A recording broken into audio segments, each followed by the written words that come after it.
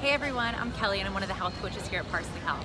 Today we're going to be making a tour of the farmers market and showing you our best tips and tricks for getting the most affordable, most beautiful, highest quality produce right at your very local farmers market.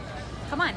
So for tip number one, my best tip is to make a loop first. You want to make sure you're aware of what all the sellers are offering and to see if something you're interested in buying might be offered later down the farmers market for a better price. So to make sure you're taking advantage of the best deal, make sure you make a loop first, check out what's available, and see what you're working with.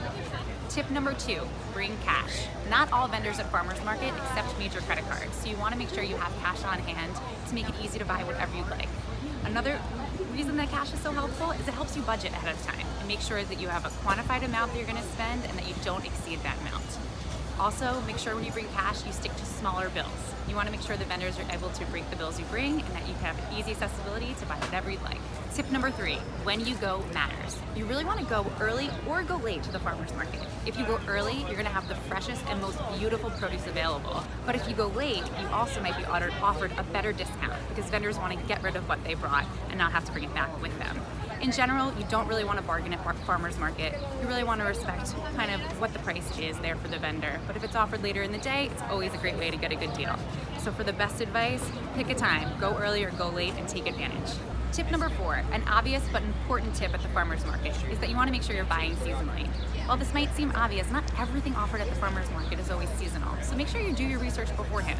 Look into what produce is in season with the time you're going and really look to get those. Not only will they be the most affordable, but they're going to be the most delicious because they're in season and they're ready to be eaten. Tip number five, bring your own reusable bag.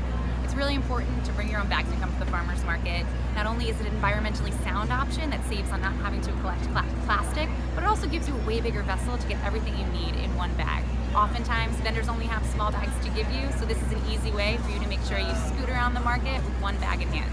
Tip number six, plan for spontaneity. The beauty of the farmers market is that you're going to see produce here that you're never going to see in a normal supermarket. So take advantage. Challenge yourself to try one new thing each time you go.